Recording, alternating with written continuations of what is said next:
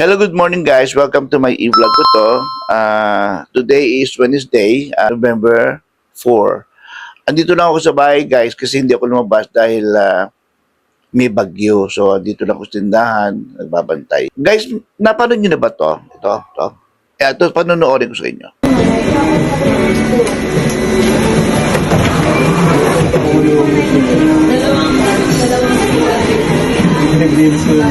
Hindi niya ito malilimutan buong niya, pagkukro niya. Oo. First time mo mag-inventory magbilang ka ng tiles.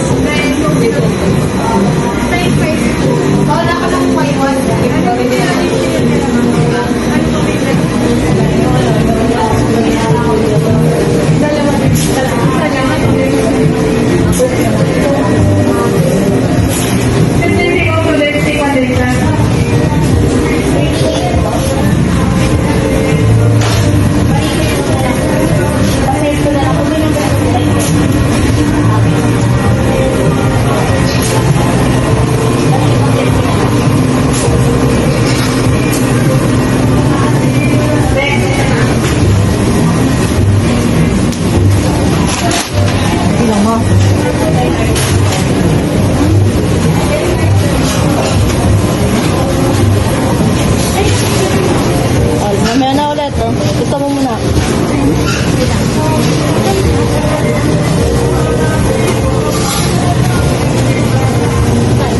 Viral yan sa social media ngayon.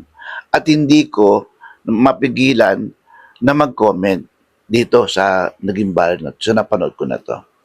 Kasi ang istorya nata nito, yung bata is bago dito sa food chain na yan.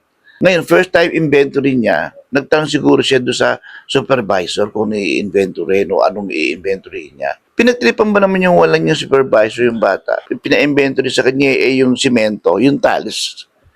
Imagine that.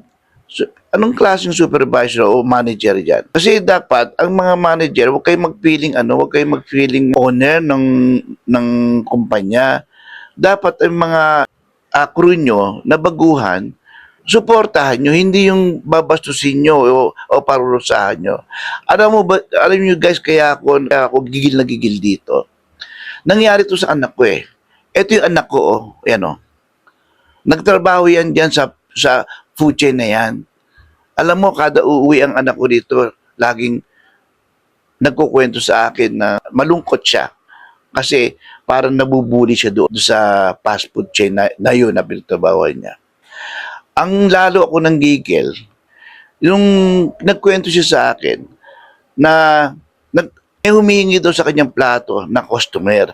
Siyempre yung anak ko, bago pa lang doon sa trabaho niya, hindi niya alam asan yung mga gamit. Hindi niya alam kung saan kukuhanin. Nagtanong doon sa manager. Alam niyo ba ang sagot niya, ang sagot ng manager sa kanya? Ano? Ako pa kukuha? Sagot ba ng manager yan? Kaya nanggigil ako guys, kasi nangyari sa anak ko yan. Alam niyo yung ginawa ko? Sumama ako sa anak ko, doon, sinamahan ko, at kinausap ko kung sino man yung involved doon sa bubuli sa kanya. Pati yung manager hinarap ko o yung supervisor. At sinabi ko yung mga nangyari. Galit ako eh. So, siyempre, i-deny naman nila.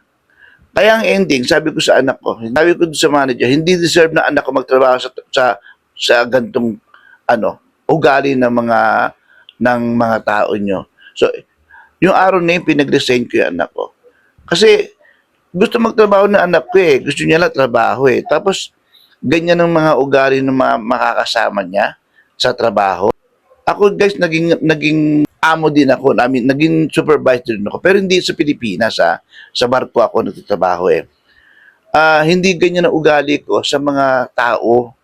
Hindi ganyan ang ugali sa mga naging tao ko doon. Kasi, pag ikaw ang pinuno, dapat maging maging irespeto. Hindi lang ikaw irerespeto na maging respeto ka rin sa mga tauhan mo, yung mga crew mo.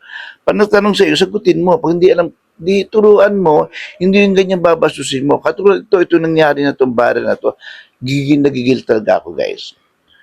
Kaya sana, kung sino man yung gumawa na yan matanggal siya sa trabaho. Yun lang. Okay guys, isinare ko lang itong video na to kasi nga hindi ko nga mapigilan na mag-comment dito. So, sana sa mga manager na nakapanood nito o kung anong food chain yan, maging aral sa inyo yan. Maging matulungin kayo sa mga crew nyo. Mga baguhan, suportahan nyo. Yun lang naman sa akin. At sa mga, at para di rin naman matakot yung mga crew na gusto mag-apply sa inyo. So hanggang doon na lang sana po kapulutan to ng aral. Guys, meron nga pala akong gusto ipakita sa inyo. Guys, 2K na tayo followers. So maraming salamat po sa inyo sa walang sawa niyong pagsuporta sa akin at sana wag kayo magsawa na panoorin na aking mga video. Maraming salamat po sa inyo and God bless.